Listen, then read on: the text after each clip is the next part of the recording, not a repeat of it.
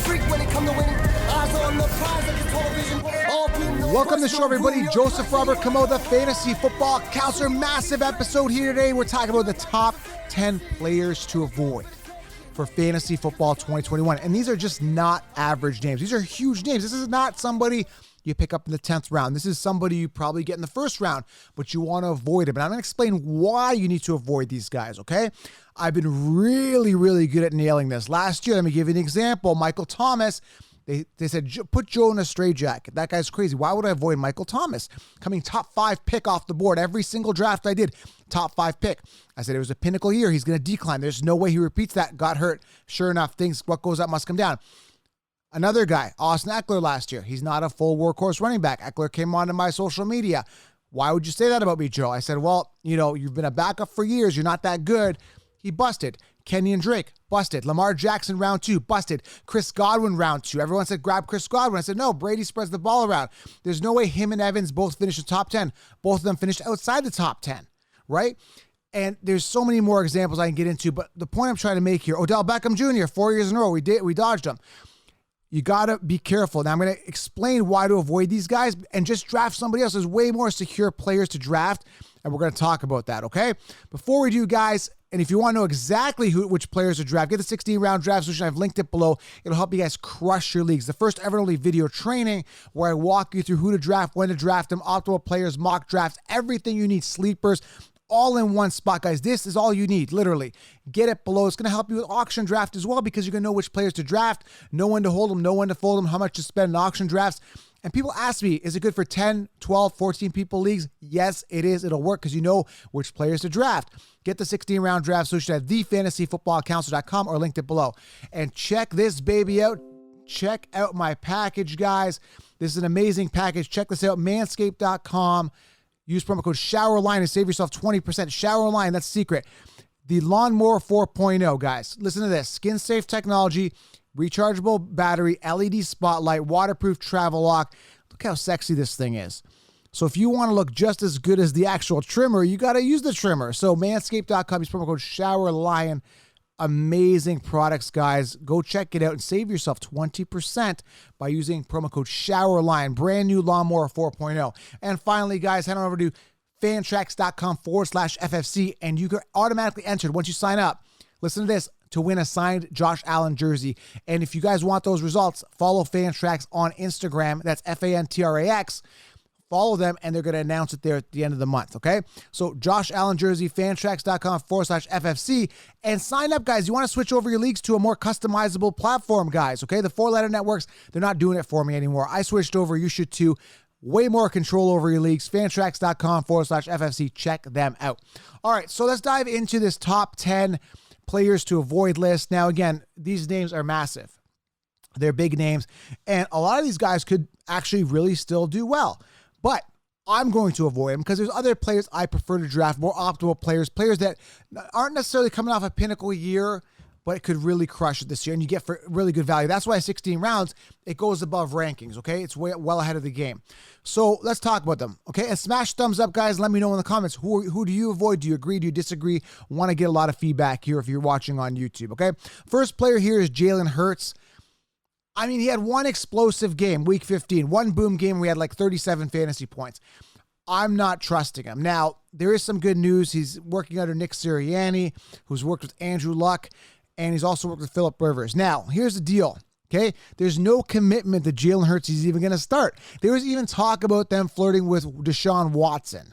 So those reasons alone, I'm staying away. But that's just the gravy and the cherry on top. We're talking about a guy who's unproven in the NFL, 6 touchdowns, 4 interceptions last year. We saw his 63 rushing attempts, which is kind of interesting. He's going to rush the ball, put up a lot of points, and that's a problem. A lot of people think he's going to be Lamar Jackson. Could he be? Sure. Yeah, maybe. I'm not risking a top 9 pick. He's not number 9 on the Conchichas rankings. I'm staying away. He's way too high. He's way too overrated on an offense that I don't even trust. Yes, they brought in rookie Devontae Smith. They've got a couple weapons, but nothing to get all excited about, right?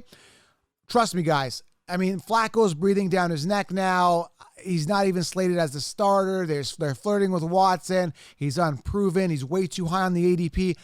When you look at a quarterback, go for a guy who's a little more secure, a little more stable, a guy that's a little more proven, especially if you're investing relatively early. A guy like, I would say, Russell Wilson is a lot safer than him, okay?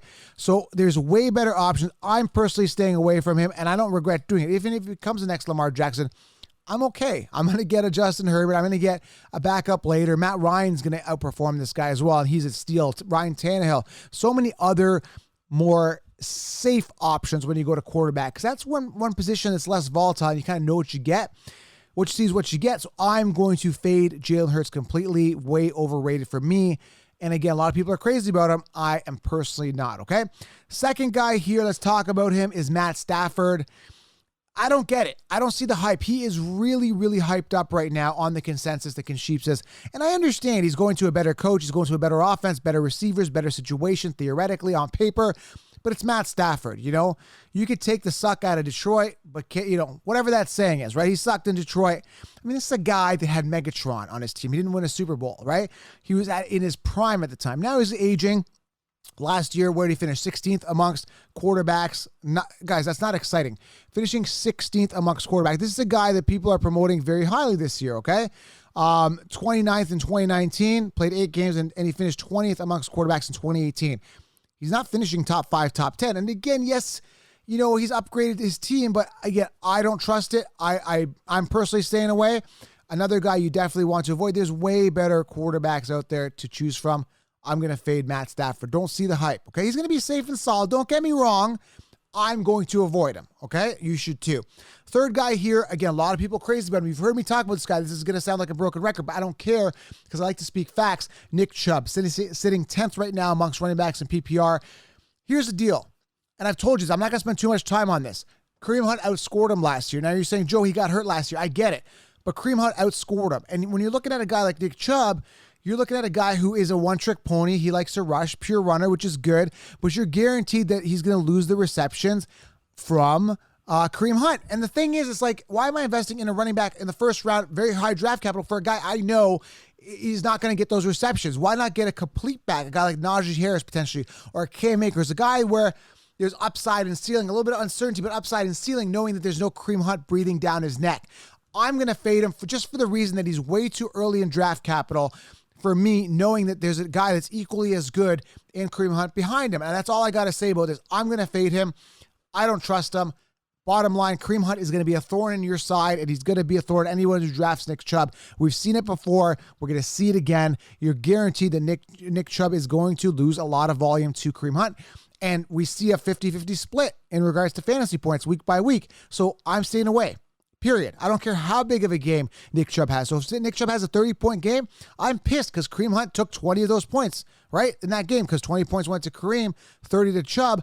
I don't care. I still want all my points. So I'm going to get a guy with ultra high ceiling that doesn't have a committee.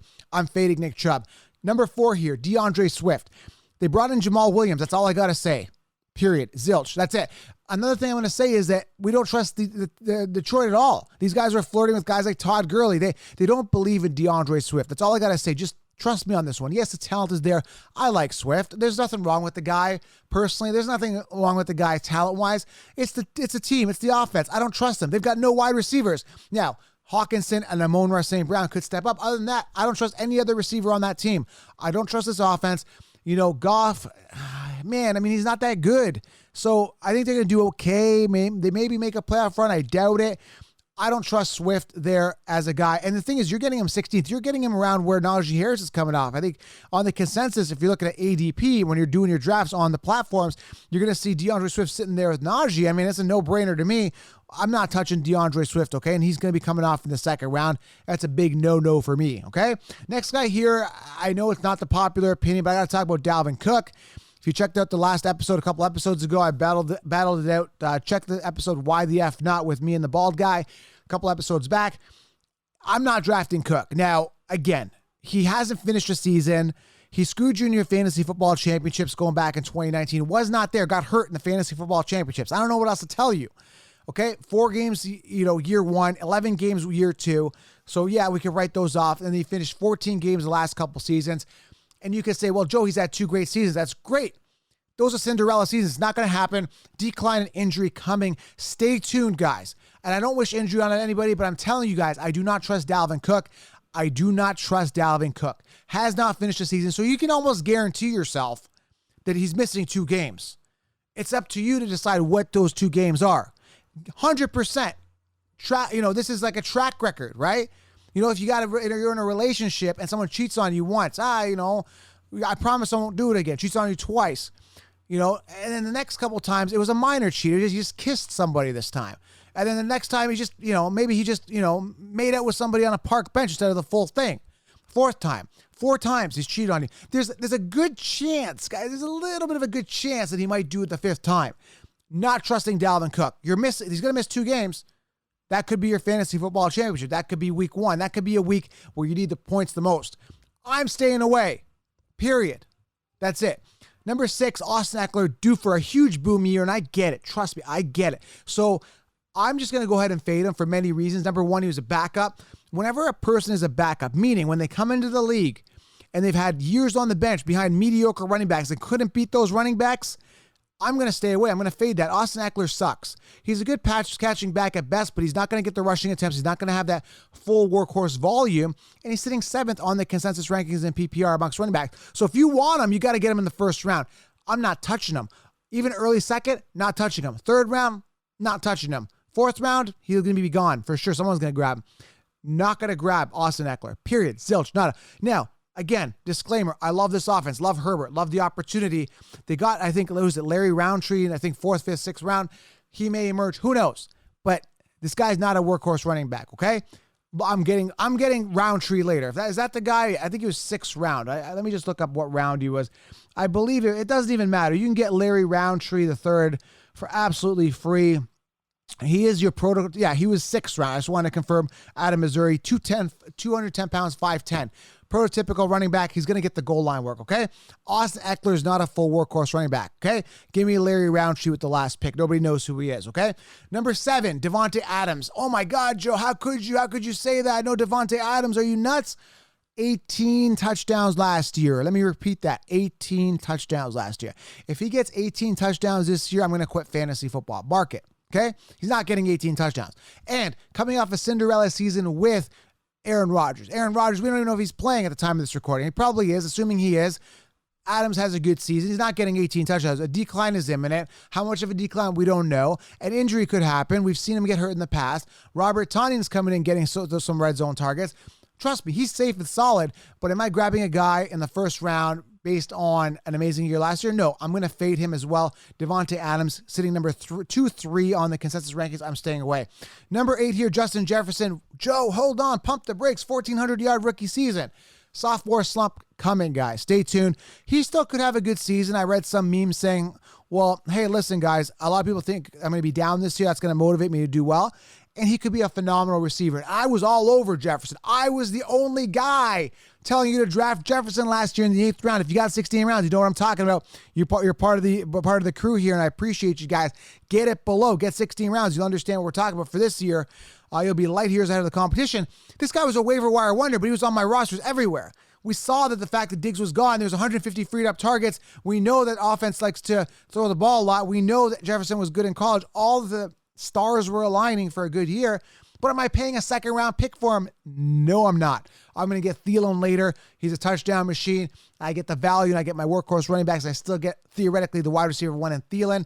Give me Thielen, fading Jefferson, Thielen 5th, 6th round value. Boom. Stay away from Jefferson. I'm going running back there. Another guy, number 9 here. I'm fading him as well, and I'm going to explain why. A.J. Brown. Very simple, guys. Here's why I'm fading him. 106 targets last year. Now, I know he didn't play the full season. 106 targets last year. To be a top 10 wide receiver, you need a lot of targets. You need about 140, 50 targets, right? 106 targets.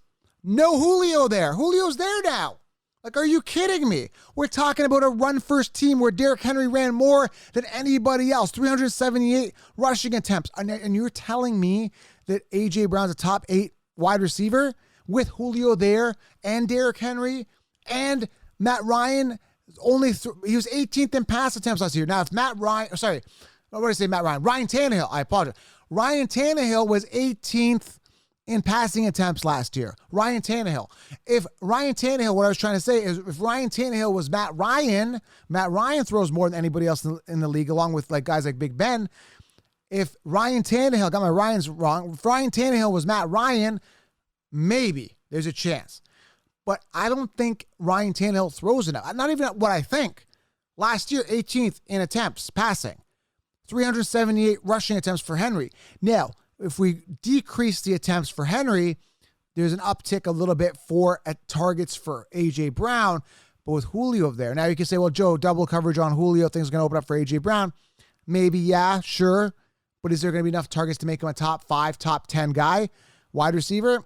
Highly doubt it. I'm going to fade him. And again, I'm going running back early anyway.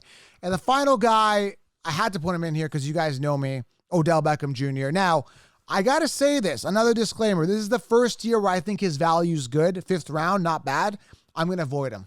Period. Zilch. Nada. Just not going to draft him. Odell Beckham Jr., just avoid him. He busted 4 years in a row. He's the most overrated wide receiver in the history of fantasy football. He's a disgrace to the fantasy football industry.